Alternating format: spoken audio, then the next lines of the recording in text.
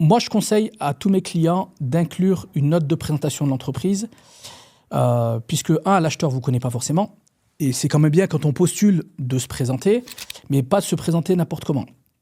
Ce que je conseille, c'est d'avoir un petit document type plaquette, dans lequel on va retrouver une présentation de l'entreprise, de ses activités. L'historique n'est pas nécessaire, même si je sais que souvent les entreprises aiment bien mettre leur historique, leurs valeurs, leurs engagements, tout ça.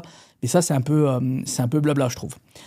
Par contre, ce qui va être intéressant dans cette présentation, c'est de détailler l'évolution de votre chiffre d'affaires, de détailler vos effectifs, d'inclure un organigramme avec les photos pour que l'acheteur puisse visualiser avec qui il va travailler.